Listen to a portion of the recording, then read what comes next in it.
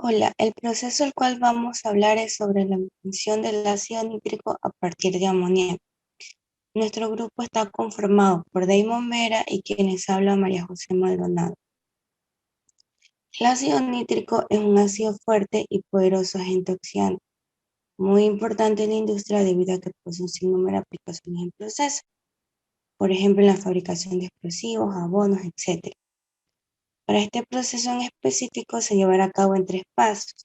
En primer lugar, oxidación de amoníaco con aire en exceso en presencia de un catalizador de platino, obteniendo monóxido de nitrógeno. En segundo paso es oxidación de monóxido de nitrógeno a dióxido de nitrógeno. Y por último, la absorción del gas en agua, dando como resultado el ácido nítrico. Diagrama de proceso simplificado del ácido nítrico. Es importante mencionar que algunos procesos que diré durante la exposición no se encuentran en el diagrama simplificado, sin embargo es necesario describirlo. En primer lugar, el amoníaco se encuentra almacenado en estado líquido, el cual es enviado por medio de una bomba por la corriente 1 hacia un vaporizador a una temperatura de 20 grados centígrados. Por la corriente 1A sale vapor de amoníaco. Por otra parte, el aire atmosférico se filtra para quitar las impurezas. Una vez obtenido el aire filtrado por la corriente 2, esta se comprime en el compresor en 2 fases. Una parte se envía por el bleacher, es decir, por la corriente 8, y otra parte del aire oxidado se circula por la corriente 2A. La corriente 2A, que es el aire precalentado, y la 1A, que es el vapor de amoníaco, se mezclan y se dirigen por la corriente 3 hacia el reactor. La oxidación de amoníaco ocurre sobre el catalizador de platino según una reacción con una eficiencia del 95%. Posterior al reactor, los gases atraviesan el filtro, el cual está compuesto por una aleación de oro y platino, recuperando un aproximado de 70% de las pérdidas de catalizador por volatilización del óxido de plata. En la segunda etapa, pues debido a que la formación del dióxido de nitrógeno está favorecido por la disminución de la temperatura, el gas monóxido de nitrógeno pasa por una serie de intercambiadores, los cuales lo enfrían, permitiendo aprovechar el calor para producir vapor y recuperar energía. Una vez que pasa por el último intercambiador, el gas se enfría hasta 60 grados centígrados y es aquí donde se lleva a cabo reacciones en cadena en fase gaseosa, donde el 43% del monóxido de nitrógeno reacciona y en 20% de dióxido de nitrógeno se dimeriza en tetraóxido de nitrógeno. Como la mezcla de gases conformada por óxidos de nitrógeno, principalmente dióxido de nitrógeno y en segundo lugar tetraóxido de dinitrógeno, estos pasan a través de un condensador en el que se puede obtener cierta cantidad de nitrógeno, el cual sale por la corriente 7 y se dirige a la torre de absorción para mezclarse con la mayor parte de ácido que se produce. Y los óxidos de nitrógeno que salen por la corriente 6, el cual junto con el aire que circula por la corriente 8 ingresan a la torre. Los óxidos de nitrógeno se pasan a la torre de absorción que se alimenta continuamente con aire. Esto se agrega por un plato en la sección media para convertir más monóxido de nitrógeno en óxido de nitrógeno y también se mantiene el suministro continuo de agua por la corriente 11 de tal manera que la salida de ácido nítrico de la torre tiene una concentración del 60%. Para lograr un correcto control, el absorbedor se divide en 3 zonas de operación: zona baja enfriada con agua desionizada, zona media enfriada con agua a 10 grados centígrados y zona alta que recibe el agua a 7 grados centígrados. De esta manera, el gas de cola que sale por la corriente 10, es decir, por el tope de la torre, esta sale a temperaturas muy bajas. El ácido nítrico que sale por debajo de la torre de absorción se mezcla con la torre 7, que también tenía cierta cantidad de ácido, y por la corriente 13 obtenemos como producto el ácido nítrico al 60%, como mencionamos anteriormente. Aquí tenemos una tabla de simbología de cada equipo, en donde la letra inicial corresponde al nombre del equipo, seguido por el área, y los dos números finales son la posición en donde se encuentra ubicado el equipo. Operaciones unitarias involucradas. Las operaciones unitarias involucradas son cada una de las acciones necesarias de transporte, adecuación y transformación. Para este proceso de obtención de ácido nítrico se han identificado las siguientes. Por transporte de masa tenemos la absorción. Por transporte de fluido tenemos el compresor. Por transporte de cantidad de movimiento está la filtración. Por transporte de calor tenemos el evaporador, enfriador, condensador. Y las operaciones físicas complementarias tenemos el mezclador.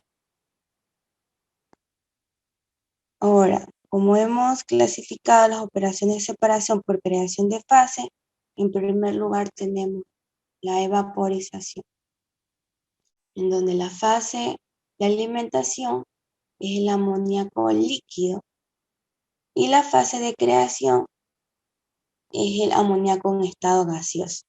El agente de separación para este caso es el calor.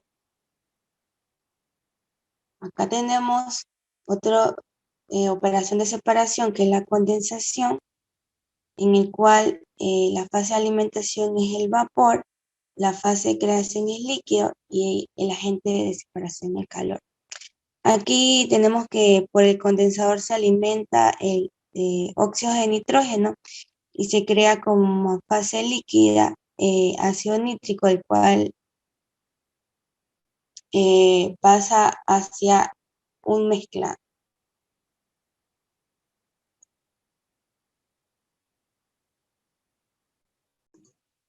Continuando con las operaciones de separación, tenemos aquí en la operación de absorción.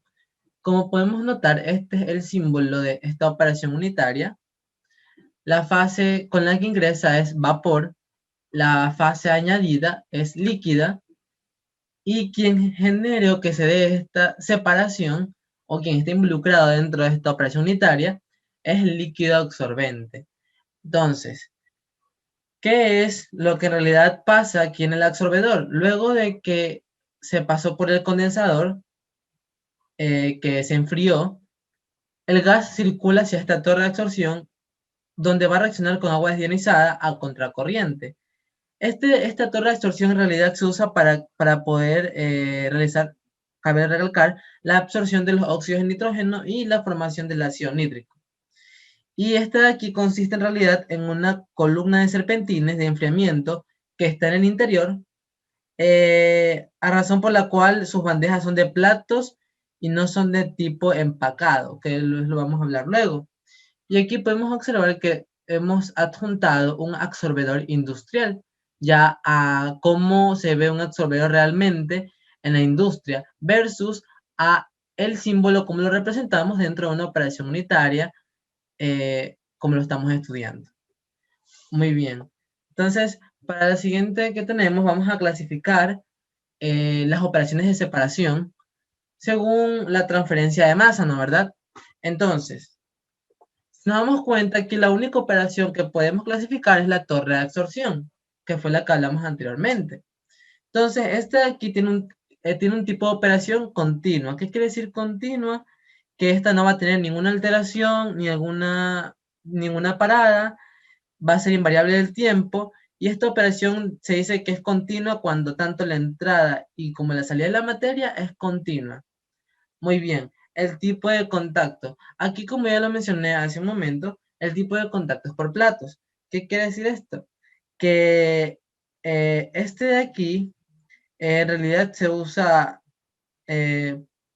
platos aquí porque la caída de presión es un poco mayor y creo que eso es lo que en realidad necesitaban aquí, porque hay que tomar en cuenta que para poder diseñar un equipo de absorción se debe basar en diferentes principios como la difusión, el equilibrio y su transferencia de masa.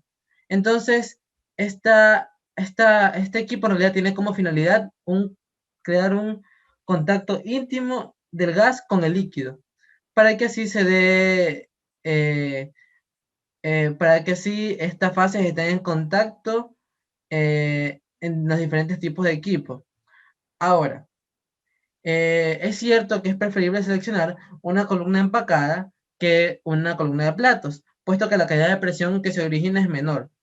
Pero aquí el fin de esta torre de absorción, como se podría decir así, es importante el enfriamiento en zonas bajas y medias, debido a que esto va a provocar a que se dé una dimerización y una oxidación, y así se produzca el ácido nítrico, que es lo que en realidad queremos, que se quiere obtener aquí en este diagrama. Entonces, hablando del tipo de configuración, el tipo de configuración que tenemos aquí es por contracorriente.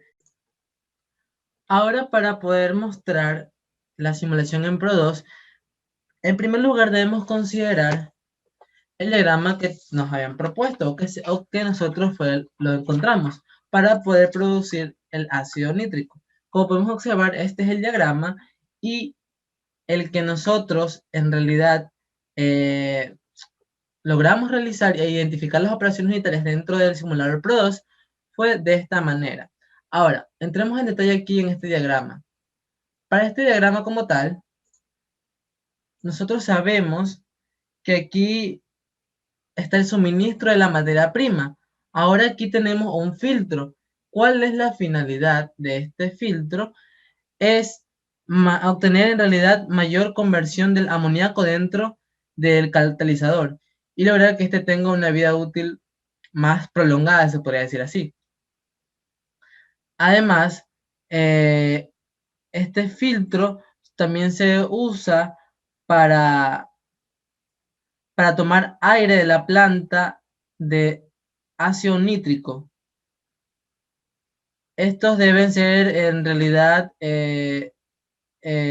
importantes porque como aquí entra la materia prima y como por decirlo así, aquí es donde se filtra cierta parte y ya luego continúa hacia el compresor. Y luego, ¿qué pasa en el compresor? Muy bien, entonces como ahí pasa, este de aquí, el equipo o sea, ¿qué es lo que pasa en realidad en el compresor, se podría decir así? Es que son utilizados para entregar y comprimir gases y así suministrar la potencia de acondicionamiento necesaria para el fin que se quiere, ¿no? Entonces, luego esto pasa aquí, que esto aquí en realidad es un punto de mezcla, podemos ver como un mezclador, y luego esta corriente pasa hacia otro mezclador, por decirlo así. Y aquí en esto lo que en realidad queremos es, como mencioné, es obtener una mayor conversión posible del amoníaco, ¿no? Porque aquí está ingresando el amoníaco. Muy bien, entonces acá no olvidemos que también tenemos un intercambiador de calor. Ya sabemos cuál es la función que tiene un intercambiador de calor, ¿la verdad? Se utiliza en realidad para que se pueda evaporizar el amoníaco y podemos aquí utilizar agua y a la vez este se va a enfriar. Entonces, en realidad eso es lo que hace aquí el intercambiador de calor. Luego pasa hacia un reactor, que en realidad lo que hace el reactor o el primer reactor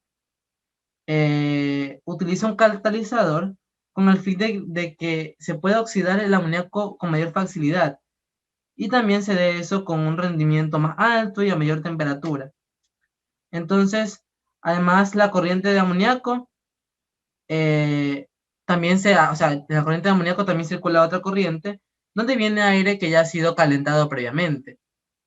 ¿Ok? Entonces aquí tenemos el reactor. Luego de esto, si podemos observar, aquí tenemos otra vez otro intercambiador de calor. Ya sabemos cuál es la función del intercambiador de calor que tenemos aquí. Y en realidad es para poder o para lograr que, que se dé esa reacción exotérmica luego del reactor y que los gases calientes se enfríen dentro de un tren de intercambiador de calor. Entonces, es muy importante aquí tener controlada la presión porque la caída de presión debe ser baja para que así se asegure un balance energético favorable. Luego de eso, tenemos aquí el otro intercambiador de calor y como podemos ver, este era el proceso, ¿no? Que pasaba por el reactor, pasaba por el intercambiador de calor, luego pasa por aquí y pasa por el intercambiador de calor, que ya sabemos cuáles son las funcionalidades de cada uno de ellos, ¿no? Entonces aquí estamos reconociendo las operaciones unitarias de cada, o por decir así, cada equipo reconociéndolo en Pro2. Como podemos observar aquí, algunos no tenían una forma definida, así que les tocó ponerles bloques, como podemos ver todos de aquí. Y ahora luego que pasa de eso, aquí tenemos otra vez una mezcla, ¿no? Se mezcla otra vez nuevamente ambas corrientes que vienen y esto pasa finalmente a una unidad de absorción, ¿no? El absorbedor, que es el cual absorbe los óxidos de nitrógeno y es el que forma el ácido, por decirlo así. Este aquí es el que permite poder obtener el ácido nítrico. Entonces, luego de esto ya pasan por un nuevo proceso, donde aquí en realidad lo que hace es retirar los compuestos que contienen oxígeno y nitrógeno disueltos en este ácido nítrico. Y bueno, aquí finalmente deberíamos almacenar también el producto especificado como tal. Estas fueron las referencias bibliográficas que nosotros usamos.